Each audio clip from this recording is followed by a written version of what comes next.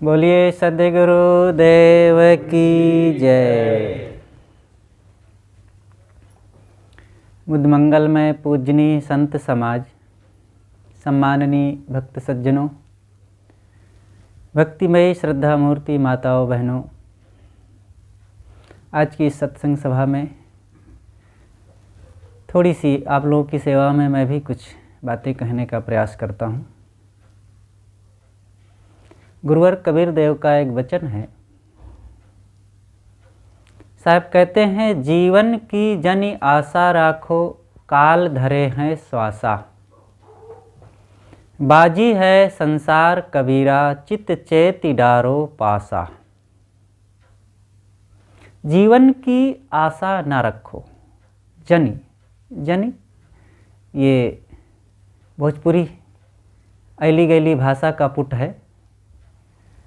दूसरे क्षेत्रों में उसी को जिन कहते हैं। जिन भी नहीं के लिए प्रयोग होता है और साहब उसको जनि कहते हैं।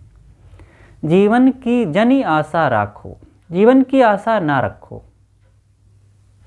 काल धरे हैं श्वासा, क्योंकि काल ने तुम्हारी श्वास रूपी रस्सी को पकड़ रखा है एक छोर, और वो धीरे धीरे धीरे खींच रहा है। बाजी है संसार कबीरा। कबीरा साहब अपना नाम दे करके लोगों के लिए कहते हैं, ऐ कबीरा, ऐ लोगों, ये संसार बाजी, खेल की जगह, चौपड़ की जगह है, और इसमें ऐसा पासा फेंको कि दांव लग जाए, अपना जीत हो जाए, और इस ज़िंदगी में जिस चीज़ के लिए आए हैं वो काम हो जाए। ये दांव तो है ही है। ये दांव यहाँ सब खेल रहे हैं। सुख के लिए आए थे, अगर सावधानी से पासा ना फेंके तो घोर दुख मिलता है। हार जाते हैं लोग, बड़ी बड़ी बाजियाँ जीत जाते हैं, लेकिन जीवन में जो उद्देश्य था उसी को हार गए। तो हारना उचित नहीं है। ये मानव जीवन मिला है, स्वस्थ शरीर है, और इतनी बढ़िया बुद्धि विचार हैं, इंद्रियां ठीक हैं, संसार का खुला प्रांगण मिला हुआ है, इतने लोगों का सहयोग है, संतों गुरुजनों का साहचर्य है, सद्गुरु कबीर का ऐसा सिद्धांत है। इसमें हारना तो बहुत बड़ी गफलत होगी, बहुत बड़ी भूल हो जाएगी। पहली बात साहब कहते हैं, जीवन की जनि आशा राखो। जीवन की आशा न रखें। ये जीवन कितना क्षणभंगुर, कितना परिवर्तनशील है, बदल रहा है। इस धरती के प्लेटफार्म पर अगणित लोग आए और चले गए। कौन यहाँ सदा बैठा रहा है? यहाँ बड़े बड़े लोग आए, श्री राम श्री कृष्ण आए, बुद्ध महावीर आए, हिटलर सुमेलनी आए, औरंगजेब, चंगेज खा, सिकंदर, और ना जाने कितने लोग आए। सब अपनी अपनी बोली बोल करके, अपने अपने ढंग से जीवन जी करके चले गए। बस उनके किए हुए कर्मों की गाथा लोगों के जुबान पर थोड़ी सी रह जाती है, और उनके लिए इसमें क्या रखा है। लेकिन उनके लिए तो उनके कर्म ही पर्याप्त हैं। अच्छा किए तो अच्छाई से वे तरबतर होते हैं, और बुरा किए तो बुराई से। उनके जीवन में वर्तमान जब तक जिए और चले गए तो कर्मों की उस लादी को लाद करके गए, और उसी में उनका जन्म पर जन्म दुख से भरा हुआ होता है। इसलिए इस जीवन को सुधारना और सतपथ पर चलते हुए आत्म कल्याण का काम करना एक बहुत बड़ी बहादुरी है। तो यहाँ पर साहब संसार की परिवर्तनशीलता पर प्रकाश डालते हैं कि जीवन की आशा ना रखो, ये तो जाएगा, बदल रहा है, बहुतों का बदल गया। इस धरती के प्रांगण पर अब तक इतिहास में कोई गिनती नहीं है, गिनती किया भी नहीं जा सकता है कितने लोग आए। मनुष्यों की गिनती होती है थोड़ा सा एक समय में, और कुछ एक हिसाब हल्का सा लगता है कि इतने लोग हैं इस धरती पर। लेकिन जीवों की तो गिनती नहीं होती है, और वो जीव उन मनुष्यों से भिन्न नहीं है। मनुष्यों में से ही कभी उन जीवों में, अन्न खाने के जीवों में चले जाते हैं, और अन्न खाने के जीवों में से मनुष्यों में आ जाते हैं। एक केवल थोड़ा सा शरीर का, मनुष्य शरीर की यहाँ पर गणना होती है, और जीव सभी वही हैं, और सब अदला बदली करके अपने कर्मों का ही फल भोग रहे हैं। इसलिए कितने लोग आए और यहाँ गए कुछ पता नहीं है, और चीज़ें बदल रही हैं। आज से 100 साल पहले शायद इस गांव में घर ना होगा, इतने साल पहले का। लोग तो शायद नहीं ही होंगे, और 100 साल बाद आएंगे तो इस गांव में जितने लोग होंगे शायद 100 साल बाद एक भी ना रह जाए। अरे बहुत से तो अभी 50 साल बाद नहीं रह जाएंगे, 50 साल ही नहीं, 10 साल बाद, 5 साल बाद भी बहुत से नहीं रह जाएंगे। ये साफ होती रहती है धरती। यहाँ हर चीज़ में बदलाव होता है, और इस बदलाव से हम अलग नहीं हैं, हमारा भी बदलाव हो रहा है। देखो, शरीर का बदलाव हो ही रहा है, अवस्था बदल रही है। हमारी बचपन की अवस्था, एक बार गुरुदेव जी के पास थे, ये सन करीब 5-6 का समय रहा। गुरुदेव जी बैठे थे, मैं उनका कपड़ा धुल करके निकला, और गुरु जी बस कुछ कहने के लिए उन्मुख थे, कहने लगे तो मैं धर के सब खड़ा हो गया। और फिर मुस्कुराते हुए उन्होंने कहा कि राम, तू आया था तो बड़ा कोमल छोटा सा था, एकदम बदल गया है, अब तो जवान हो गया और भी बदलाव आ गया। मैंने कहा, गुरुदेव जी आप ही तो कहते हैं कि यहाँ संसार सब परिवर्तनशील है, उस परिवर्तनशीलता से हम कैसे बच सकते हैं? सब बदलने वाला है। गुरुदेव जी को देखा गया, देखते देखते उनको हम 85-86 से देखते रहे, दर्शन किए पहली बार, और उन दिनों उनकी उम्र ज़्यादा से ज़्यादा 55-56 साल की रही होगी। उस समय से दर्शन करते रहे, और अभिन्न रूप से सन 61 साल की उम्र में हो गए। उनकी 61 साल की उम्र थी तब उनके पास हम आ गए, और देखते देखते देखते 80 साल के हो गए थे, और उनका भी बदला। यद्यपि ज़्यादा बदलाव तो नहीं लगता था, लेकिन फिर भी शरीर तो बदलता है। हम साथ में रहते थे इसलिए हमें ज़्यादा नहीं लगता था, लेकिन बदलता तो ही है। यहाँ सबका सब कुछ बदलता है, और कितनी भी बड़ी हस्ती हो, कितनी भी बड़ी ताकत हो, और कितना बड़ा पद हो, सबका यहाँ काल सबको रौंद देता है। एक काल सकल संसारा, एक नाम है जगत प्यारा। ये संसार सबके लिए एक समान है, सबको बदल रहा। साहब कहते हैं एक काल सकल संसारा। काल, काल माने समय, और सबके लिए एक समान समय है। राजा के लिए, चपरासी के लिए, गरीब के लिए, अमीर के लिए, शहरी और देहाती, सब के लिए, सबको एक नियम में सबका बदलाव हो रहा है। और उस बदलाव को हम समझ करके अपने जीवन में भी बदलाव करते चलें। घर बदल रहा, परिस्थितियाँ बदल रही, उम्र बदल रहा, शरीर बदल रहा है। इस बदलाव में हम अपने मन को बदलते चलें। देखिए, बाहर की चीज़ों को प्रकृति बदलती है, मन को हमें खुद बदलना पड़ेगा।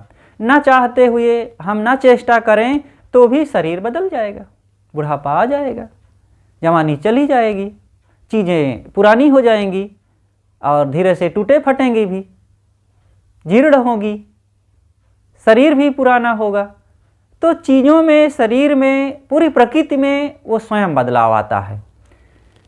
लेकिन मन में बिना बदलाव किए बदलाव नहीं होगा, होगा भी तो उल्टा पलटा हो जाएगा, जो नहीं चाहिए वो हो जाएगा।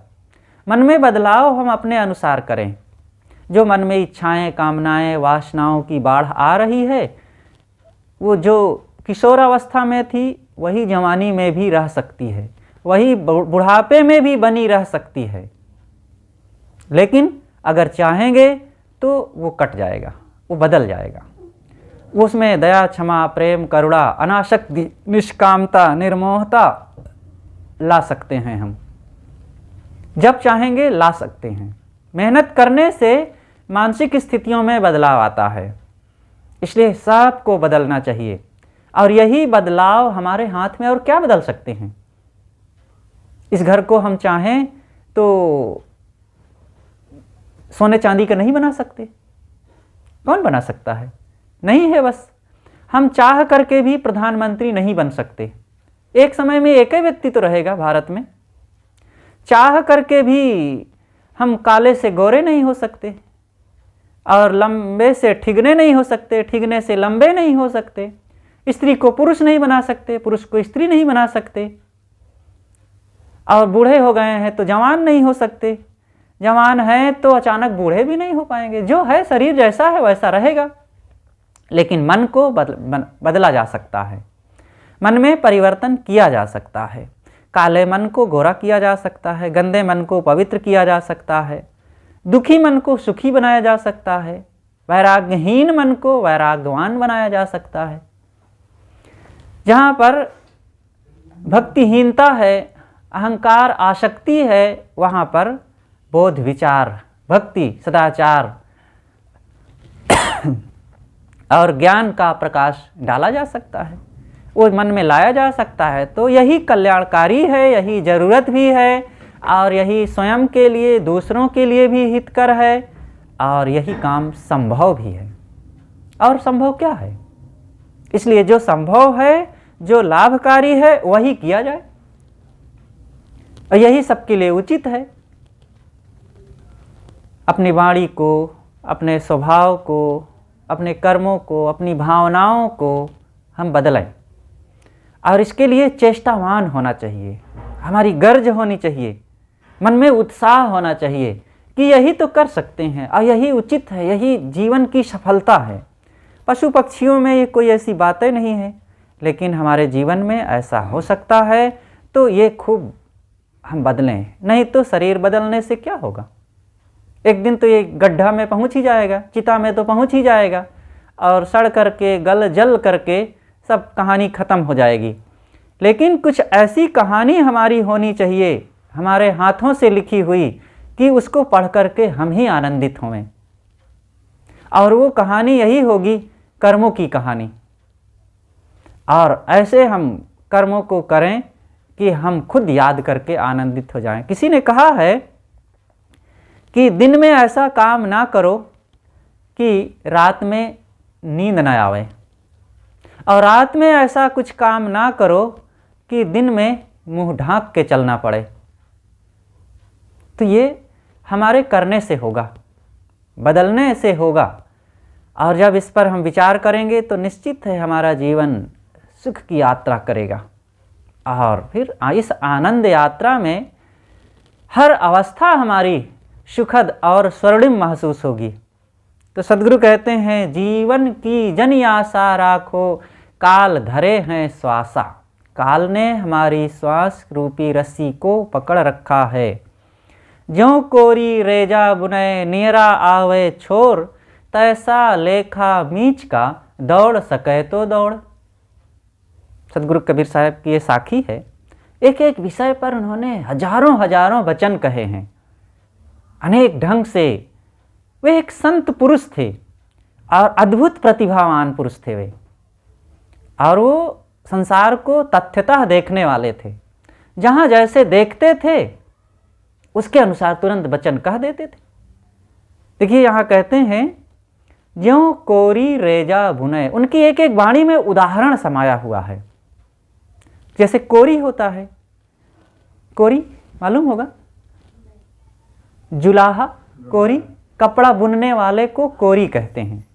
आज ये शब्द का प्रयोग नहीं होता, दूसरे ढंग से लोग कहते हैं, लेकिन कोरी का मतलब जो कपड़ा बुनने वाला। हिंदुओं में कोरी होता है, वही कपड़ा बुनने वाला, और मुसलमानों में उसे जुलाहा कहते हैं। तो साहब हिंदू और मुसलमान के दोनों के शब्दों का प्रयोग करते हैं। इस साखी में कोरी शब्द कहते हैं। जैसे कोरी कपड़ा बुनना शुरू करता है तो ताना और भरनी, ताना फैला करके भरनी उसमें भरता है सूत का, लंबा कई मीटर का थान का ताना फैलाता है और एक एक तागा भरते भरते भरते भरते भरते वो लंबा थान कपड़ा तैयार हो जाता है। एक तागा कितना मोटा होता है और थोड़ा थोड़ा थोड़ा थोड़ा भरते भरते एक लंबा थान कपड़ा तैयार हो जाता है। साहब कहते हैं नीरा आवे छोर, एक समय धीरे से अंतिम उसका छोर आ जाता है। तैसा लेखा मीच का दौड़ सके तो दौड़। ऐसे ही एक एक श्वास हमारे जीवन में हम कितनी श्वास लेकर के आए थे, इसकी भी एक सीमा है। जैसे लाखों लीटर पानी की एक टंकी हो और थोड़ा थोड़ा पानी उसमें से निकलता हो, थोड़ा थोड़ा रिसाव होता हो, और एक समय ऐसा आएगा कि वो पूरी टंकी खाली हो जाती है। ऐसे ही हम लाखों करोड़ों श्वास लेकर के आए थे। एक एक श्वास का बड़ा मूल्य है। जब व्यक्ति पानी में डूबता है और दम घुटने लगता है तो एक श्वास लेने के लिए भी छटपटाहट होती है ना, कब बाहर निकलूं और फिर से खुली हवा में श्वास लूं, कितना महत्व है एक श्वास का। ऐसे ही साहब कहते हैं तैसा लेखा मीच का दौड़ सके तो दौड़। ये मीच का मौत का लेखा हिसाब किताब ऐसा ही है, और जल्दी से पहुँचो जहाँ पहुँचना है, और ना पहुँचे तो फिर गए काम से। एक धनी व्यक्ति था, बहुत ज़मीन उसके पास थी, ज़मीन बेच रहा था वो। तो लोगों ने पूछा भाई क्या भाव ज़मीन? उसने कहा 500 रुपया घंटा। अरे 500 रुपया घंटा, इसका क्या मतलब होता है? कहा मतलब यही है कि 500 रुपया दे दो और एक जगह ज़मीन में खूंटा गाड़ लो और 1 घंटे में दौड़ कर या चल कर जैसा चाहो जितनी ज़मीन तुम घेर लोगे उतना तुम्हारी हो जाएगी। तब उसने कहा अरे तो बहुत सस्ती ज़मीन है, 500 रुपये में 1 घंटा जितना हम चल करके घेर लें वो हमारी। तो एक व्यक्ति पैसा जमा किया 500 रुपया और चला, खूंटा जहाँ गाड़ा था वहाँ से चला, आगे चला और अच्छी ज़मीन दिखी और अच्छी ज़मीन दिखी। तब उसने सोचा कि यहाँ पर स्कूल खुलवा दूँगा, यहाँ पर हॉस्पिटल बनवा दूँगा, यहाँ पर घर बनवाऊँगा, यहाँ गार्डन लगवाऊँगा, और यही करते करते और दौड़ता गया और ज़मीन घेरता गया। अब वो करीब करीब 40-45 मिनट हो गए आगे बढ़ते घेरते हुए, लेकिन अब याद आया कि अरे लौटना भी है 1 घंटे में। तब लौटना शुरू किया, दौड़ा दौड़ा और दौड़ा, दौड़ते दौड़ते थक गया, अब दम नहीं रह गई अंदर। सोचा कि बिना पहुँचे खूंटे पर मेरी ज़मीन नहीं हो सकती, और इतना तेज़ जोर लगाया कि आया और खूंटे पर ही मुँह भरा गिर पड़ा और ख़त्म। लोगों ने कहा बस यही इसकी ज़मीन है और यहीं खोद करके गाड़ दो, हो गया। घर तो 3.5 हाथ, घना तो 4.25। यही होता है। ये मन की इच्छाएं, तृष्णा और जो आशा लगी हुई है भोगों से सुख पाने की, ये कभी पूरी नहीं होती है। मन की आस कबहु नहीं पूरे, बीते कल्प हजार। हजारों कल्प हम यहाँ जीते रह जाएं तो भी ये मन की इच्छाएं कभी पूरी नहीं हो सकती है। इसलिए ये बहुत इच्छाओं को पूरा करने के चक्कर में ना रहें, अपने अंदर की वासनाओं को घटावें। ये संसार ऐसे रहेगा हरा भरा, और हम नहीं रहेंगे, और हम नहीं रहेंगे तो हमारा कोई काम नहीं कोई और कर सकता। आज हैं, आज कर सकते हैं, और करने के लिए हमारे लिए बस हम ही पर्याप्त हैं। कोई और दूसरा सहयोग नहीं करेगा। हमारी गाड़ी को कोई धुल सकता है, हमारे घर को कोई साफ कर सकता है, घर बना सकता है, भोजन कोई बना सकता है, कपड़े कोई धुल सकता है, मुझे कोई मेरे मुख में खिला भी सकता है, लेकिन अब पेट में पहुंचाने के लिए घुट तो मुझे ही करना पड़ेगा। ऐसे ही मेरे कर्मों को, मेरे स्वभाव को बदलने के लिए मुझे ही सोच विचार और चिंतन मनन और साधना करनी पड़ेगी। इसलिए हम इस पर जोर दें। दुनिया की चीज़ों के लिए बहुत सोचते हैं कि इतना काम कर लें, इतना धन, इतना घर, इतनी ज़मीन इकट्ठी कर लें, क्या होगा बहुत ये सब करके। तो कुछ लोग कहते हैं अरे साहब इतना बढ़ा लेंगे तो समाज की सेवा होगी। बड़े बड़े सेवा करने वाले आए और वो सेवा जो कुछ किए धरे किए, लेकिन अगर अपनी सेवा ना किए तो कोई महत्व नहीं रहेगा आपके लिए समाज की सेवा का। समाज की सेवा करें लेकिन अपनी सेवा छोड़ करके नहीं। अपनी सेवा पहले होनी चाहिए। सेवा का मतलब यहाँ अपना कल्याण। सेवा का मतलब यहाँ ये नहीं है कि दूसरों की ज़मीन, धन, रुपए, पैसे और उनकी सुविधाओं को हड़प करके हम बैठ जाएं अथवा उनको यही देते रह जाएं। ये सेवा नहीं है। ये सब देते रहे और इसी से हमारा दिल दिमाग व्यस्त रहा और अपना काम किए नहीं। समाज की सच्ची सेवा निष्काम पुरुष ही कर सकता है। इस बात को समझने के लिए थोड़ा सा मन में अंतर्मुखता जरूरी है। जो लोग कहते हैं कि हम समाज की सेवा कर रहे हैं और धाएं धाएं भाग रहे हैं और काम क्रोध लोभ मोह में उनका मन डूबा हुआ है, वे क्या समाज की सेवा कर सकते हैं? यही ना, थोड़ा सा किसी को भोजन दे सकते हैं, किसी को कपड़े दे सकते हैं, रुपए दे सकते हैं, मकान दे सकते हैं। अच्छा है, ये समाज की एक सेवा है। लेकिन अगर उनके मन में ज्ञान बोध विचार ना दे सके, उनकी इच्छाओं कामनाओं को मिटा करके पवित्र स्वभाव ना बना सके और उनके जीवन में संयम सदाचार ना डाल सके, तो कुछ सेवा नहीं किए। ये भोजन पानी कपड़ा तो अपने आप लोग पा ही जाते हैं, जीवन निर्वाह तो हो ही जाएगा। ठीक है, यह भी ये बुरा नहीं है, इसको बिल्कुल व्यर्थ नहीं कहा जा सकता है, लेकिन इसकी ज़रूरत है। लोग तो सेवा के नाम पर ये भी कर रहे हैं, कहते हैं यही सबसे बड़ा पुण्य है। वो क्या है? कोई गायों को चारा खिला करके कहता है हम बहुत बड़ा पुण्य करते हैं, गायों की सेवा करते हैं, और बकरियों को मारते हैं, मुर्गी को काटते हैं, भेड़ को मारते हैं, मछलियों को काट के खा जाते हैं और गाय की सेवा कर रहे हैं। चींटियों को चारा खिलाते हैं, वो आटा लोग डालते हैं, कहते हैं हम बड़ी सेवा कर रहे हैं। अरे चींटियाँ, कितनी चींटियों को आप खिला पाएंगे? और आपके भरोसे चींटियाँ बैठी हैं क्या कि आप खिलाओ तब उनकी जीवन की रक्षा होगी, नहीं तो सब मर जाएंगी? कुछ नहीं।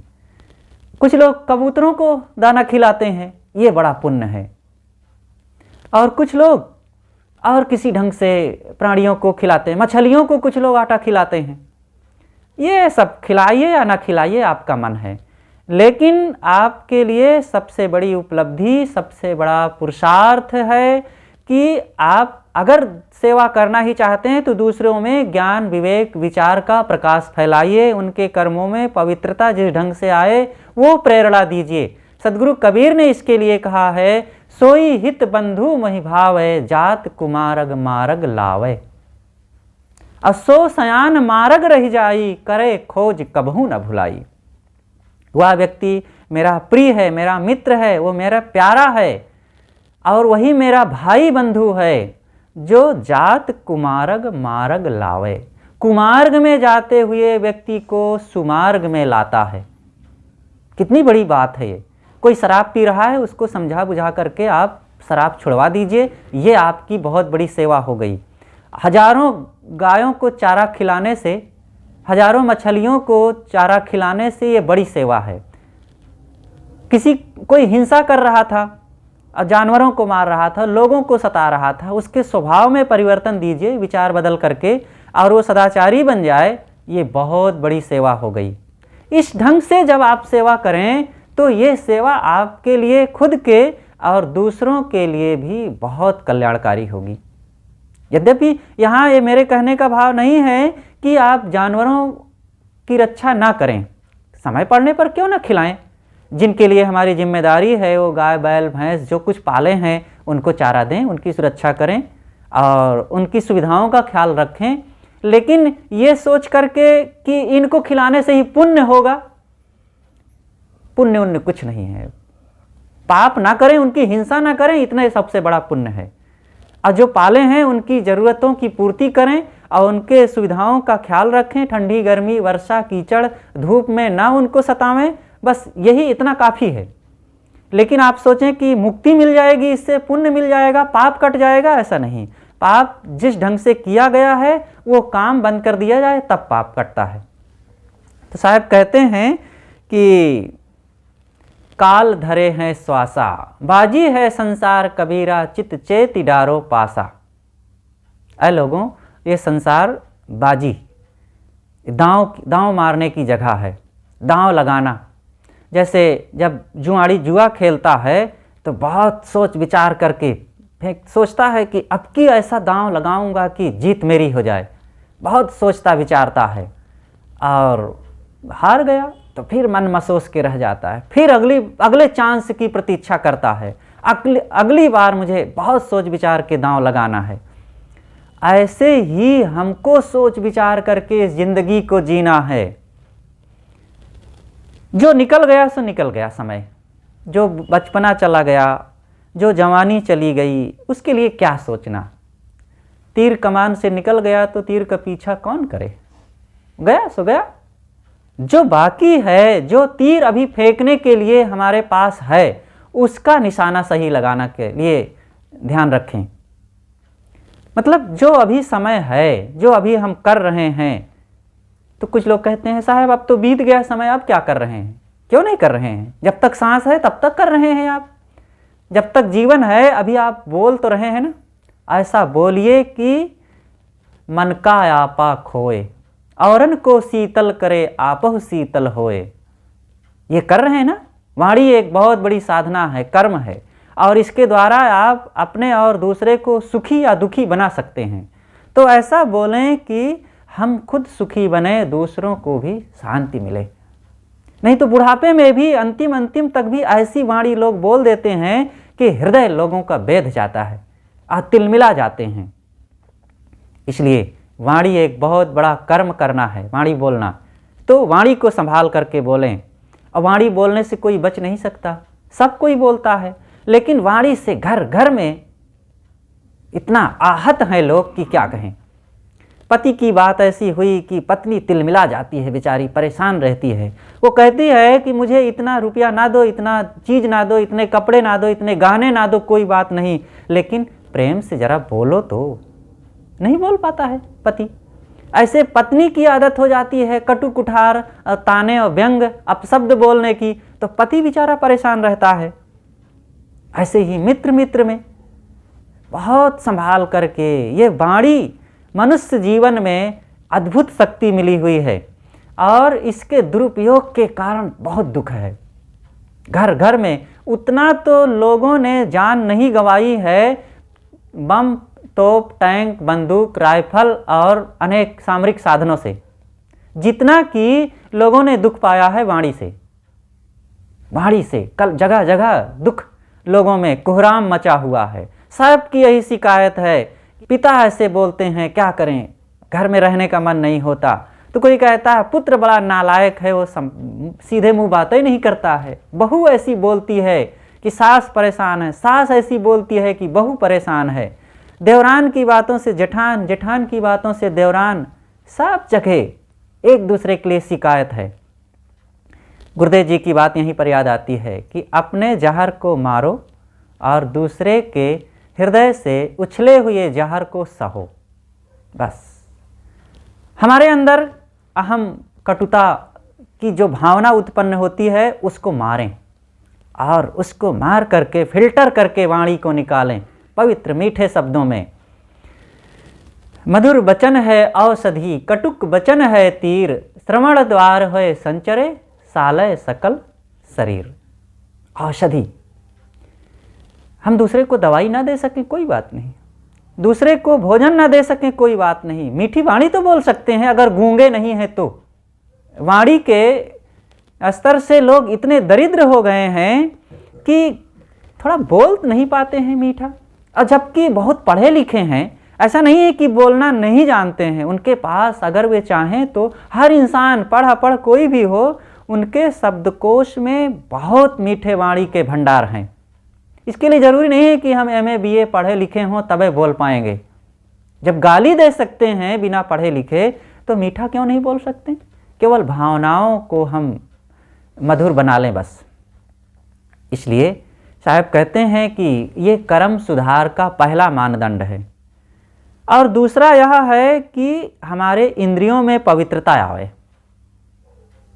हमारे पास 5 ज्ञानेंद्रियां और 5 कर्मेंद्रियां हैं, और इन कर्मेंद्रियों को, ज्ञानेंद्रियों को जिसने पवित्र कर लिया है, फिर तो उसका जीवन मक्खन की तरह हो जाता है, मधुमेह हो जाता है। ज्ञानेंद्रियों से किसी को गलत दृष्टि से ना देखें, किसी की चीज़ को झपट के ना खाएं, और किसी को कटु तो बोलें ही ना, और किसी को गलत ढंग से ना सतावें, गलत जगह में ना जाएं, गलत कर्म ना करें। ये सब जीवन के मूल्य को समझने वाला ऐसा कर ही नहीं सकता है। तो बाजी है संसार कबीरा, चित चेत डारो पासा। बड़ी सावधानी से पासा फेंको। पासा फेंकना मतलब दांव लगाना, जिसके लिए हम आए हैं वो काम करना।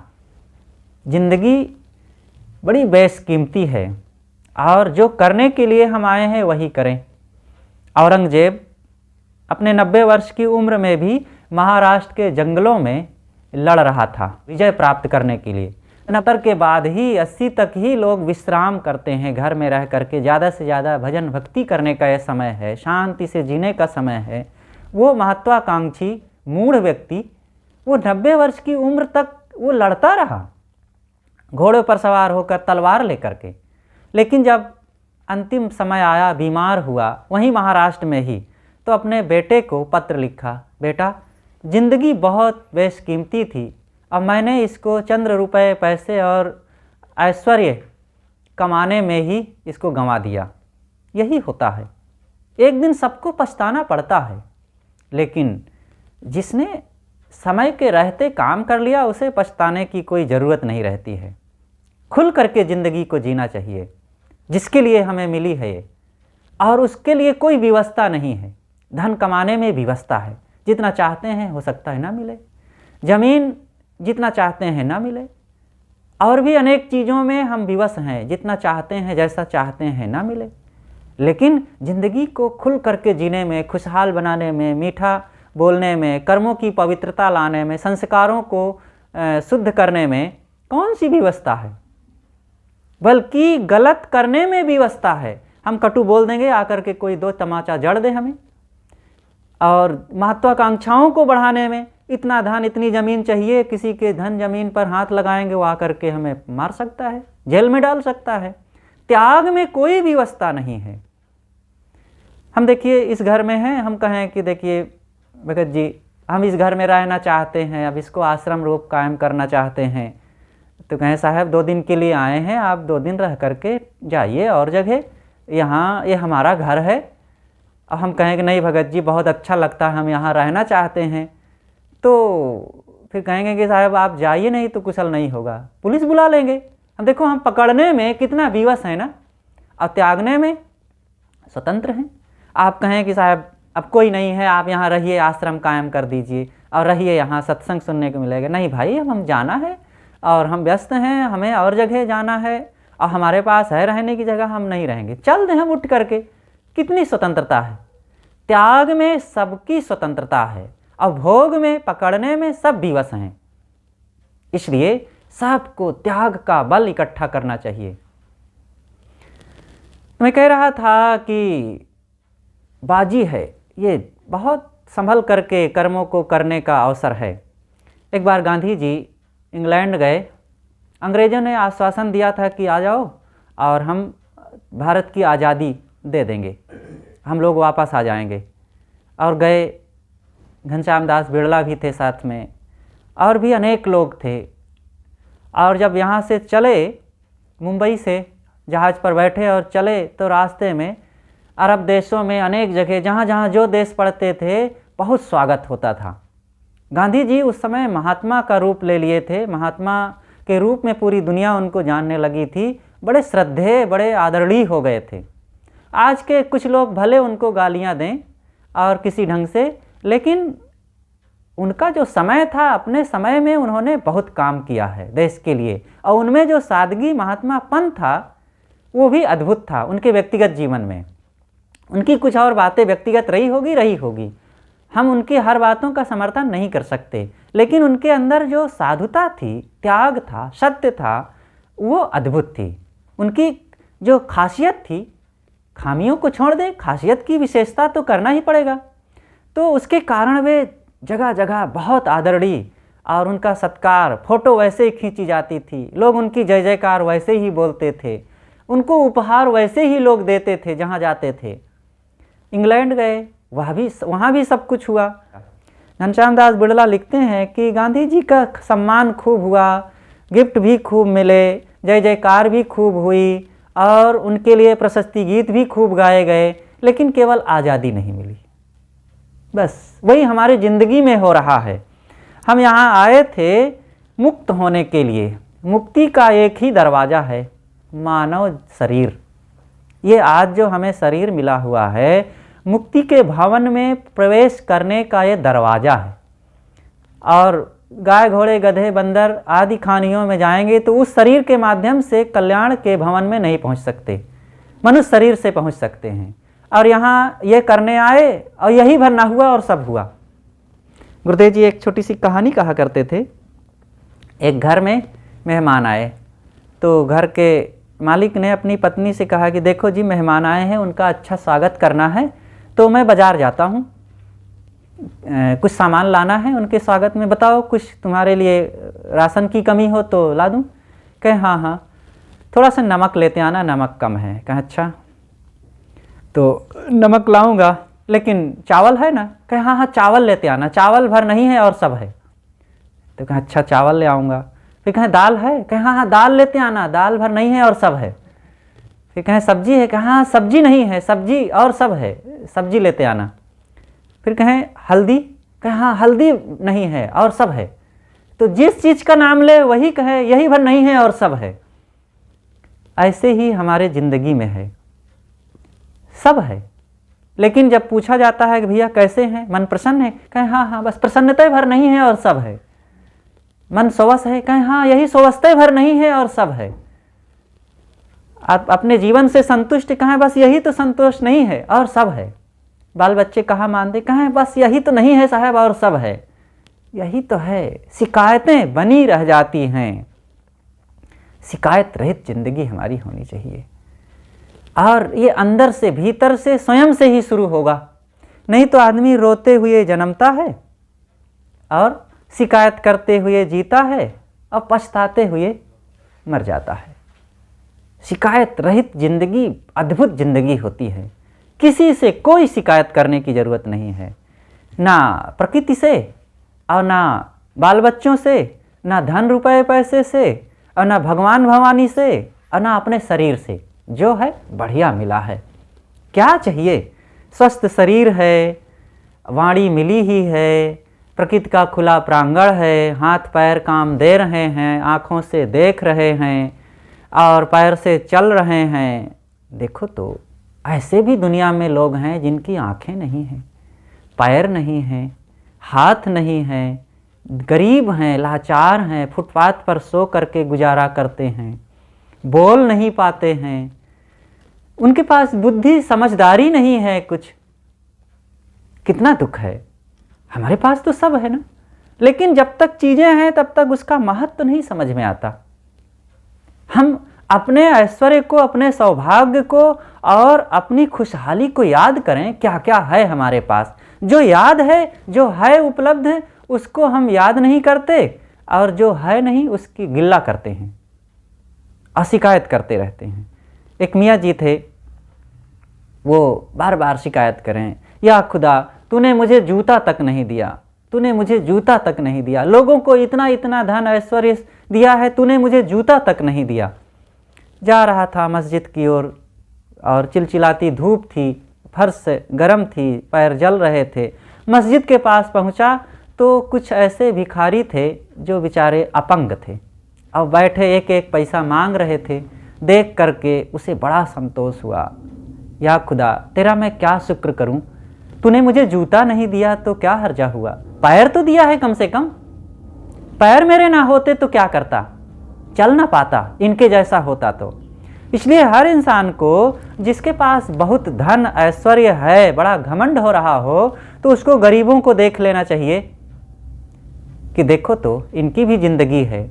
और जो बहुत अभाव में जी रहे हों, उनको लगता हो कि मुझे ये भी नहीं मिला, मुझे वो भी नहीं मिला, उनको देख लेना चाहिए दूसरों को कि उनके जिनके मिला है वे भी तो दुखी हैं। इसलिए ये जिंदगी को जीना एक बहुत बड़ी समझदारी की बात है। तो बाजी है संसार कबीरा, चित चेति डारो पासा। बड़ी सावधानी से चित्त में सजग हो करके पासा फेंकें, कर्मों का पासा। कर्मों का पासा यही है कि हमारे मन में जैसे जैसे दिन बीते, उम्र बीते, समय बीते, शांति मिले, निष्कामता बढ़े, प्रसन्नता बढ़े, नहीं तो हमारी ये ज़िंदगी घाटे की ही होती है। ये बाहर का व्यापार तो लोग बढ़ा लेते हैं, उसके फ़ायदे कमा लेते हैं। लोग दुकान शुरू करते हैं, जब शुरू करते हैं तो 1 महीने में इतना फ़ायदा, 2 महीने में इतना फ़ायदा, साल भर में इतना फ़ायदा, बढ़ता जाता है लाभ। लेकिन ये ज़िंदगी के फ़ायदे घटते जाते हैं। बचपन की जो खुशियाँ थी जवानी में नहीं रह जाती, जवानी की जो खुशियाँ थी अधेड़ अवस्था में बहुत कुछ गायब हो जाती है, अधेड़ अवस्था की जो कुछ उमंगे बची खुची थी बुढ़ापा में तो एकदम लुप्त। ये घाटे का व्यापार है, घाटे का नहीं, फायदे का होना चाहिए। ऐसा कुछ जीवन जिए कि जो बचपन में नहीं था वो जवानी में खुशियाँ हो जाए, जवानी में जो नहीं कमा सके थे वो अधेड़ अवस्था में और प्रसन्नता, शांति, निश्चिंतता बढ़ जाए, और जो अधेड़ में भी पूरा न कर सके थे बुढ़ापा आते आते सात तरफ से निष्काम निष्काम, प्रसन्न, शांत, स्वच्छ, आनंद से हमारा जीवन तरबतर हो। और ये बहुत ऊंची कमाई है, और ये कमाई जब किया जाएगा तब होगा, नहीं करेंगे नहीं होगा। इसलिए ये जीवन जो मिला है इसी के लिए, और यही दांव लगाना है, यही बाजी मारना है, और इसी के लिए सफलता है, नहीं तो कुछ सफलता नहीं है। चाहे जितना धन बढ़ा लो, चाहे जितना घर मकान जमीन ऐश्वर्य पद प्रतिष्ठा व्यापार दुकान सब बढ़ जाए, लेकिन एक दिन यात शामि मुस्तो यथा लब्ध्वापि च बहुलाभान् चिरं भुक्त्वा सुखान्यपि रिक्त हस्तश्च नग्नश्च यात शामि मुस्तो यथा। कहने वाले ने कहा लब्ध्वापि च बहुलाभान्, बहुत लाभ कमाया, धन का, घर का, रुपए का, पैसे का, जमीन का, बाल बच्चों का, पद प्रतिष्ठा मान सम्मान का, बहुत लाभ कमाया। चिरं भुक्त्वा सुखान्यपि, चिरकाल तक बहुत सुख भोगे, लेकिन अंतिम में क्या होगा? रिक्त हस्तश्च, खाली हाथ, नग्नश्च, नंगे बदन, यात शामि, यहाँ से चले जाएंगे जैसे मुस्तो यथा, जैसे मूसक। चोर किसी राही को लूट करके, उसके सामान को छीन करके, उसके कपड़े उतार करके, उसको पीट करके खदेड़ दे, वैसे ही हमारी दशा होनी है। सब छीन लिया जाएगा, डंडवा की डोरिया तोरी लड़ाइन, जो कोटिन धन हो ही हो। अंतिम में कमर की करधनी भी खोल ली जाएगी, चाहे करोड़ों धन छोड़ करके जाओ, फिर भी एक बुढ़िया मरी तो बच्चे लोग कहें कि पहले काम कर लें तब फिर रोना गाना शुरू करें। अब बुढ़िया सोने के दांत लगाए थे, अब बेटे गए दांत तोड़ के निकाल के मुख में रुई ठूस दिए, और जब सोना के दांत निकाल लिए तब फिर रोना होना शुरू किए। तो ये होना है एक दिन, कोई किसी के लिए नहीं रोता है, सब ऐसे संसार है।